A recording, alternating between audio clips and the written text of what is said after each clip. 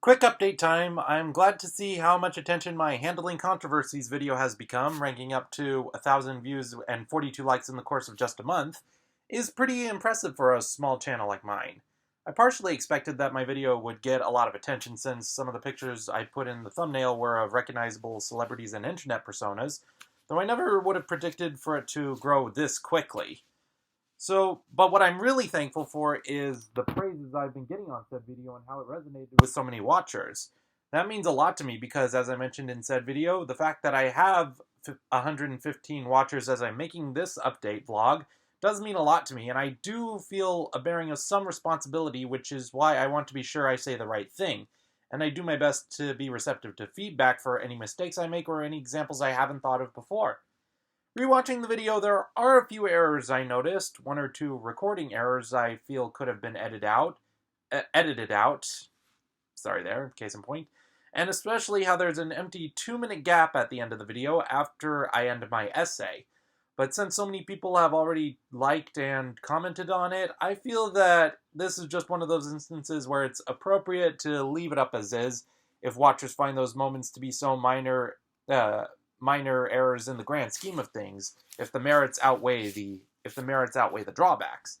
However, if making videos does become a more regular part of my profession, I assure you that I will do my best to edit out any such mistakes in the final product, even if it means having to take down a video and re-upload an improved version on it. When is my next big video going to come out, and what's it going to be centered on? I don't know. Again, that part of that is going to depend on how things play out for me.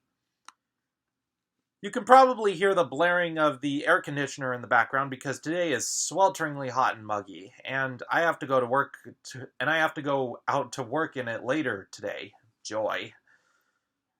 Yeah.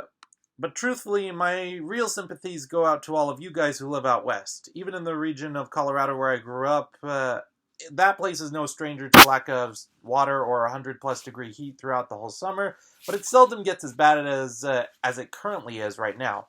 That region wouldn't even be habitable if not for the Colorado River, which is right now all but completely bone dry, and since that's the river that runs right through the Grand Canyon, that makes a huge impact on the rest of the West out there. Not to mention California, which I know has already seen some particularly terrible wildfires last year. And any of you people watching me who may currently live in the Northwest U.S. and parts of Canada, you have my deepest sympathies. I have heard the temperatures exceeding 110 degrees out there, which is almost unheard of in North America unless you live further south.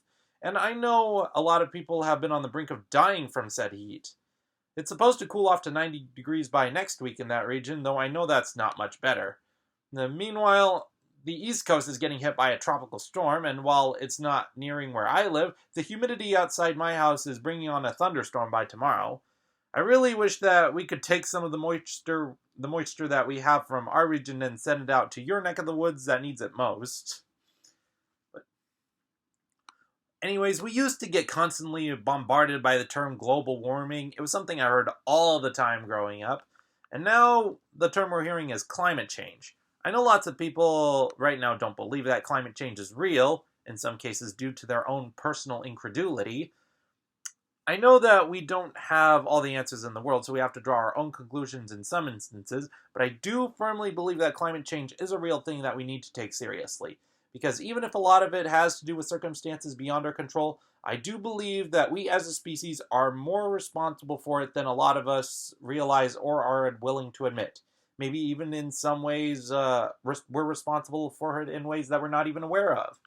In any case, we should be looking for the best solutions we can to ensure the best conditions for this planet which we inhabit, which I know not everyone has done.